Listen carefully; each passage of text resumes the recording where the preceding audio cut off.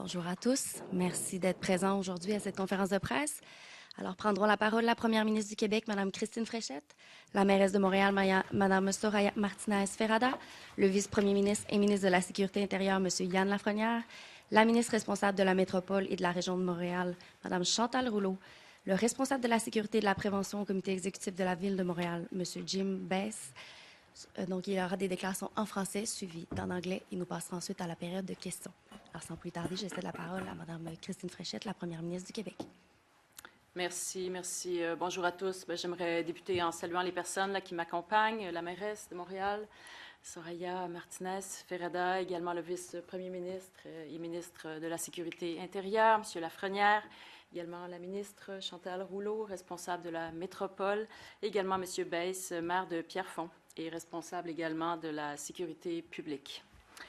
Alors, bien sûr, les événements tragiques qui se sont déroulés aujourd'hui ont profondément bouleversé les Montréalais. Et plus globalement aussi, je dirais, les Québécois. Et je suis moi-même, en fait, profondément choquée puis attristée de ce qui s'est produit.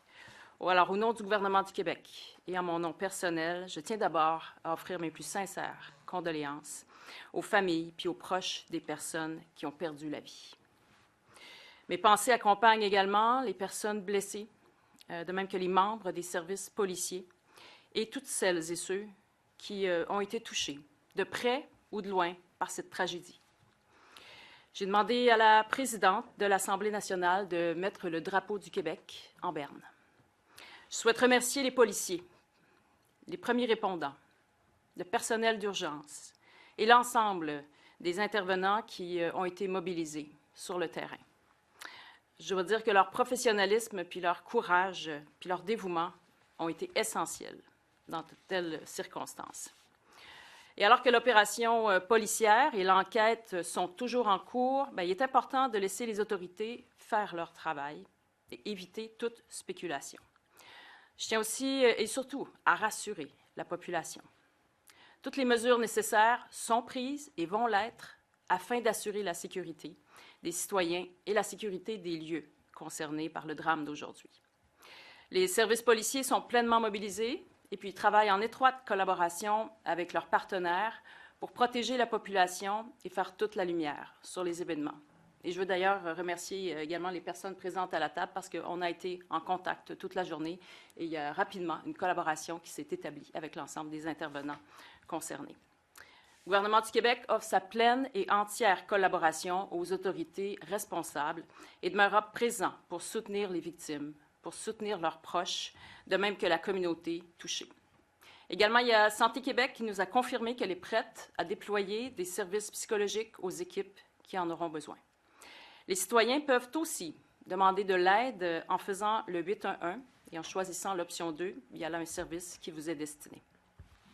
Ces gestes sont condamnables et n'ont absolument pas leur place dans notre société. Dans cette épreuve, on demeure solidaire, c'est important de l'être, unis et déterminés à accompagner toutes les personnes affectées. Merci. Et maintenant, je vais m'adresser également to the English-speaking community. To everyone, the tragic events that unfolded today have deeply shaken the people of Montreal and more broadly, all Quebecers. And I'm personally deeply shocked and saddened by what has occurred. On behalf of the government of Quebec and on my own behalf, I would first like to extend my most sincere condolences to the families and loved ones of those who lost their lives doing their duty. My thoughts are also with those who were injured, the members of our police services, and all those who have been affected directly or indirectly by this tragedy. I've asked the President of the National Assembly to lower the Quebec flag to half-mast. And I would like to thank the police officers, first responders, emergency personnel, and all those working on the ground. Their professionalism, courage, and dedication are essential circumstances in such circumstances. As the police operation and investigation are still ongoing, it is important to allow the authorities to do their work and to avoid speculation. Above all, I want to reassure the public. Every necessary measure is being taken to ensure the safety of our citizens and to secure the affected locations.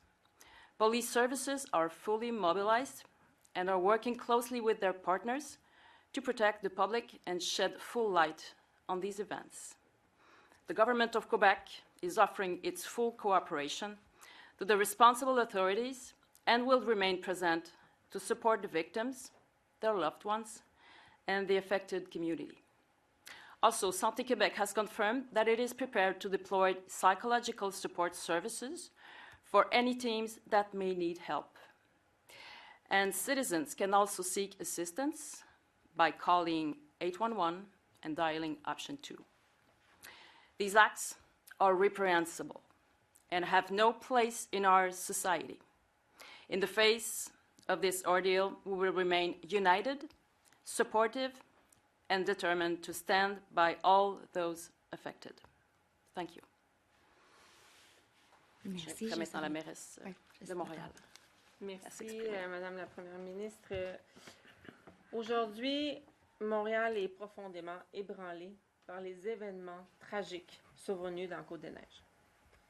Au nom de l'ensemble des Montréalais et Montréalaises, j'offre mes plus sincères condoléances aux familles, aux proches et aux collègues des victimes. Nos pensées accompagnent tous ceux et celles, toutes les personnes qui sont touchées par cette tragédie.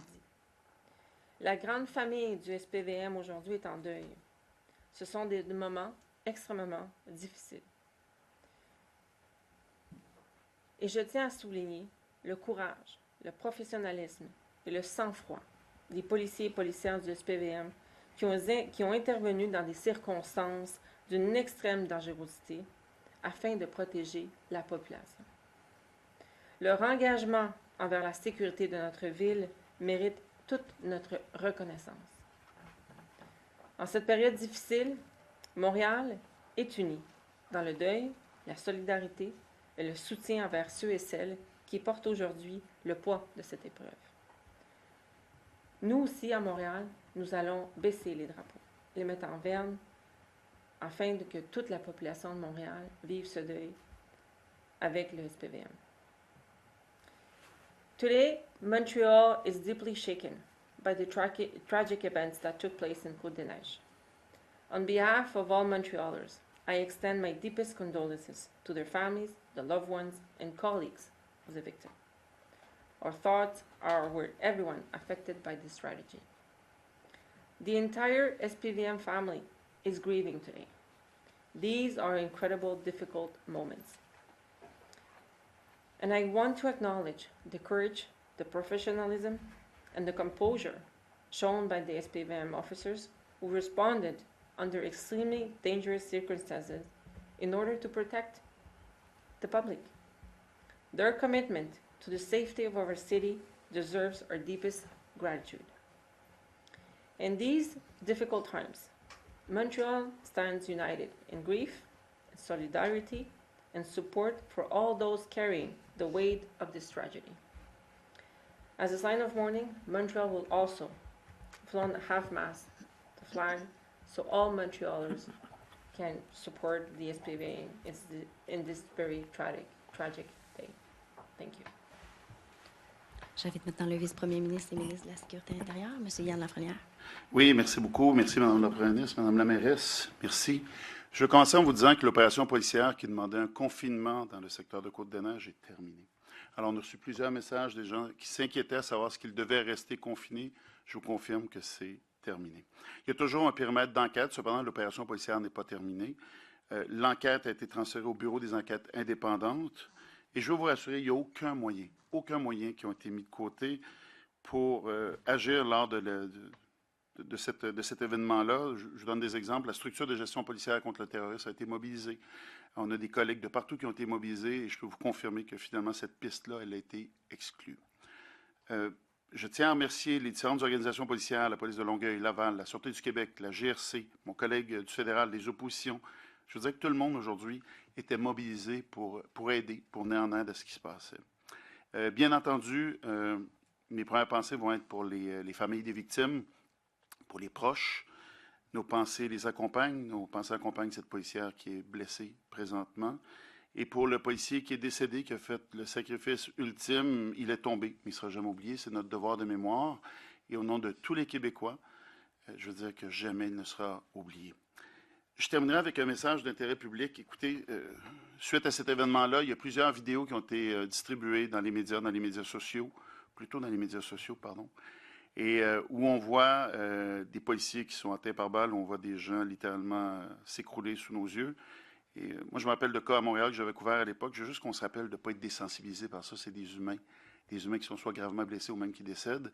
Donc oui, il y a un volet enquête, mais il y a un volet humain aussi, de ne pas tomber dans cette désensibilisation-là. Alors je demande aux gens de ne pas les partager. Et l'enquête sera faite, on ira au fond des choses, et c'est le BI présentement qui est en charge. Yes, this is a tough moment for Montrealers. This is a tough moment for all the Quebecers. The Montreal police have lost a member of his family. He's fallen, but he'll never be forgotten. Now to stand down all the operation in terms of fighting someone that was shooting, the suspect was neutralized. So the threat was neutralized. There's no need for people to stay inside the buildings, but that had been said, there's still a perimeter because we still got an investigation ongoing with le Bureau des enquêtes indépendantes. And I just want to thank everyone from the oppositions, everyone that, reached out today saying, you know what, if we can do something, we're there. RCMP, Montreal, Laval Police, Longueuil, the SQ, our friend from the Federals. So everyone was gathering together saying, you know what, we're there to help. And for now, let's leave the investigation from the BA to bring all the light on that tragic event. Thank you. Merci. J'invite maintenant la ministre responsable de la métropole et de la région de Montréal, Mme Chantal Rouleau. Mes pensées accompagnent les familles et les proches des victimes et toutes les personnes qui sont touchées par cette tragédie qui est très grave, qui est arrivée à Montréal. Ça n'arrive jamais à Montréal et c'est arrivé aujourd'hui. Je veux remercier très sincèrement tous les services d'urgence, les policiers, les services de police évidemment, et l'ensemble des intervenants qui se sont mobilisés pour agir le plus rapidement possible sur le terrain, dans des conditions extrêmement difficiles. Un énorme merci à tous ces gens qui ont fait preuve d'un grand courage. Je veux remercier aussi la Ville de Montréal et tous les partenaires qui ont été impliqués dans cette journée très triste. Une enquête est actuellement en cours. Et je veux inviter la population à respecter les consignes des autorités et surtout à éviter toute spéculation. C'est important de laisser les enquêteurs faire leur travail. Si des gens éprouvent de la détresse, ils sont invités à composer le 811. Ils trouveront des ressources pour les aider à passer à travers ce moment très difficile. Ce sont des événements qui sont rares, très rares à Montréal, et ils nous bouleversent tous collectivement. Alors, Montréal est en deuil aujourd'hui. Je remercie la première ministre de baisser le drapeau du Québec ainsi que la mairesse pour le drapeau de Montréal. Et il est important que nous soyons tous solidaires et unis dans cette épreuve qui nous touche durement. My thoughts are with the families and loved ones of the victims and with everyone affected by this tragedy. Montreal is mourning today, and we stand together in solidarity during this difficult time. I want to thank the emergency responders, police officers, and all personnel involved. As the investigation continues, I encourage everyone to follow authorities' instructions and avoid speculation. Thank you very much. Merci. J'invite maintenant le responsable de la sécurité et de la prévention au comité exécutif de la Ville de Montréal, M. Jim Best, à prendre la parole. Merci. Avant tout, mes condoléances les plus sincères, sûrement à la famille, les amis, le corps policier, les femmes et les hommes qui se lèvent à chaque matin avec une mission, nous protéger. Je remercie aussi le gouvernement du Québec, Madame la Première ministre, Madame la ministre, Monsieur le ministre, sûrement ma mairesse, pour le travail qu'on fait en collaboration depuis quand même un bout de temps, mais surtout très récemment, sûrement avec les inondations qu'on est en train de gérer un peu partout, mais surtout avec l'événement qu'on essaye de passer à travers. My condolences to the family, friends, our entire police force, who every day wake up with one sole mission to protect us and to hope that they make it home safely to their families. I want to take the opportunity as well to thank the Quebec government, our premier, the ministers here at the table, for their strong collaboration in the last little while, but also as we pass this unimaginable, incredibly difficult moment for all of Montrealers, particularly those that protect and serve. Merci. Merci. Nous allons maintenant passer à la période de questions. Donc, j'invite les journalistes à se présenter aux deux micros, deux extrémités de la salle. Donc, considérant que vous êtes nombreux, je vous demande de respecter la consigne d'une question par journaliste. On va prendre en premier les questions en français, suivi des questions en anglais, et tous nos dignitaires sont disponibles pour vos questions. Merci. On commence ici. Bonjour, Annie Guillemette au 98.5. À qui voudra bien répondre? À Montréal, vous l'avez dit, Mme Rouleau, ça n'arrive pas souvent, ce genre d'événement-là, heureusement. Et c'est souvent dû à un loup solitaire. Ce qui laisse...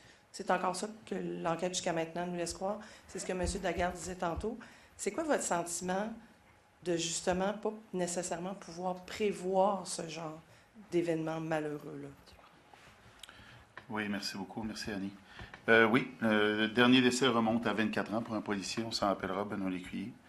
Je m'en rappelle très bien. Et aujourd'hui, ça rouvre ces cicatrices-là qui étaient pas si profondes, finalement. Et c'est difficile à prévoir, mais vous savez, récemment, à l'automne dernier, on a mis beaucoup de ressources en place pour la prévention. Et on se dit, écoute, ça va sûrement être une façon d'aider. On a décidé aussi d'être plus actifs en matière de renseignement pour être capable de détecter ce qui se passe. Mais malgré tout ça, moi, je vais laisser l'enquête aller, parce que je ne veux surtout pas diriger par mes propos les gens à savoir quel est le résultat de l'enquête. Il y a des gestes comme ça qui sont difficiles à prévoir, à prévenir. On est dans une ville qui est extrêmement sécuritaire, on se le rappelle à tous les jours. Ce qui est arrivé, on ne connaît pas cependant tous les tenants, les aboutissants. Moi, je suis très prudent. J'ai vécu certaines fusillades, comme vous savez, à Dawson et tout, et je peux vous dire qu'entre le début, ce qu'on avait comme information au début et ce qui est arrivé à la fin, ça a changé. Alors, c'est un petit peu le message que tout le monde vous disait dans la prudence. Je sais que c'est difficile parce qu'il y a beaucoup d'informations qui circulent. J'en conviens, mais je crois que cette petite prudence va nous aider à détecter vraiment ce qui est arrivé. Puis si on veut être capable de le prévenir, il faut vraiment savoir comment ça s'est passé. On en connaît plusieurs, des cas comme ça, où une personne a ouvert le feu ailleurs dans le monde, puis par la suite, on a découvert qu'est-ce qui les motivait.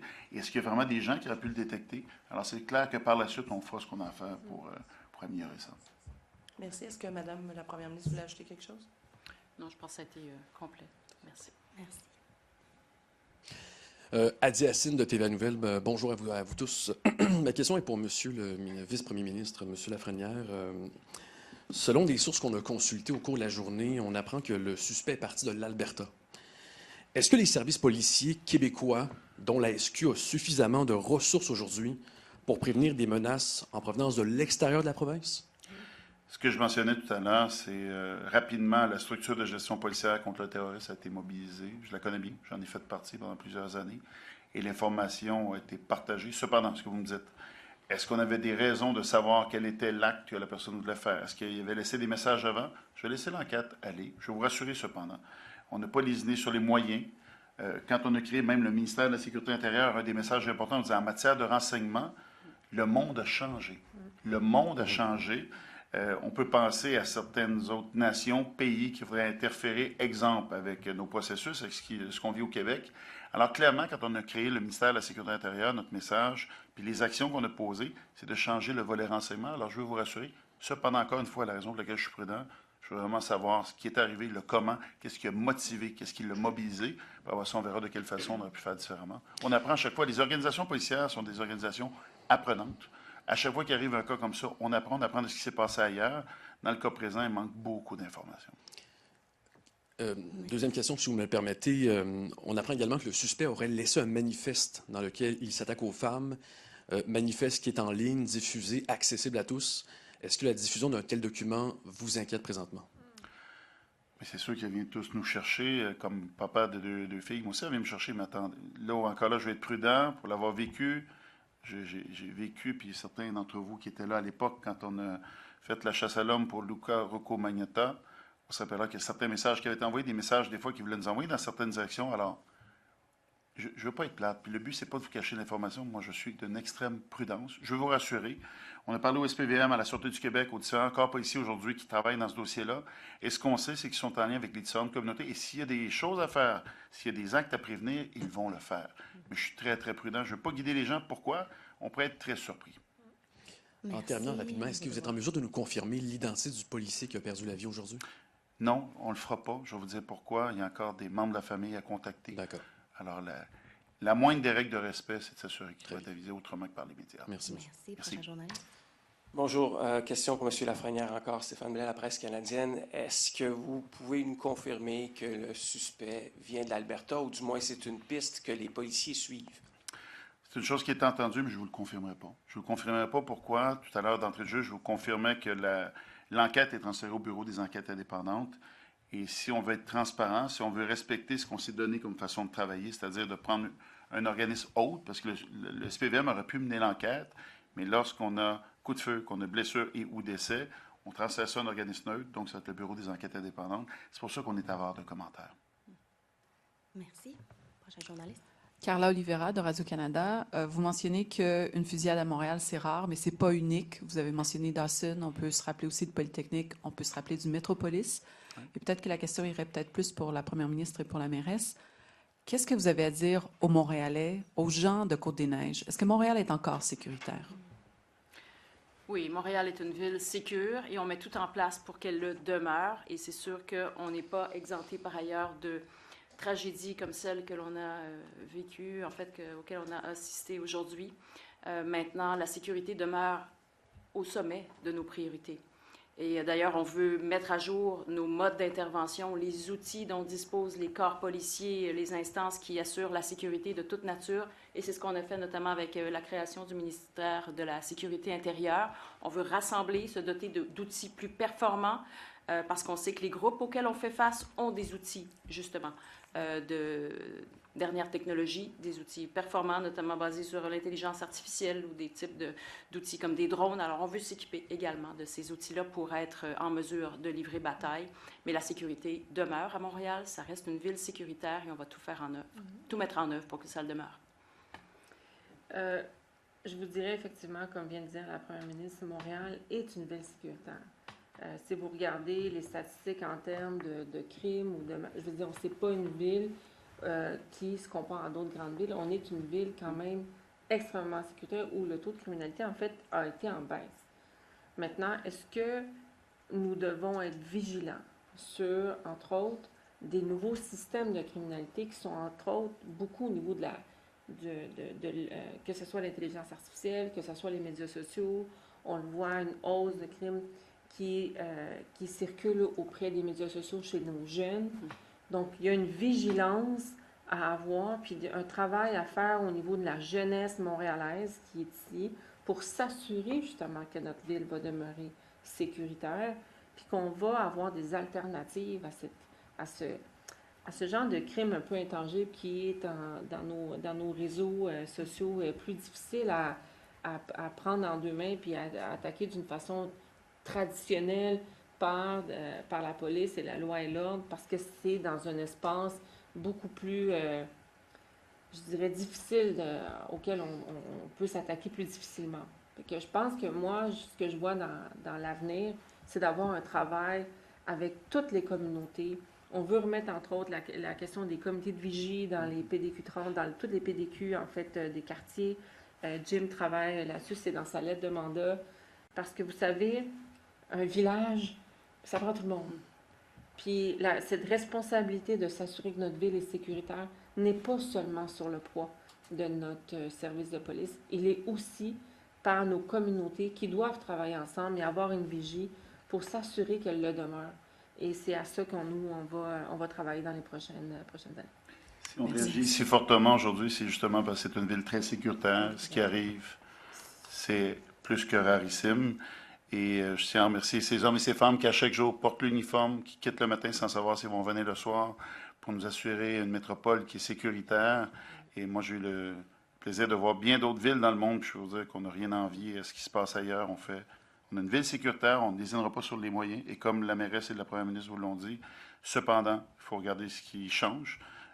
C'est-à-dire certaines façons que certaines personnes peuvent se radicaliser, peuvent avoir des propos différents. Puis effectivement, quand on travaille avec la population, c'est là qu'on arrive à des bons résultats.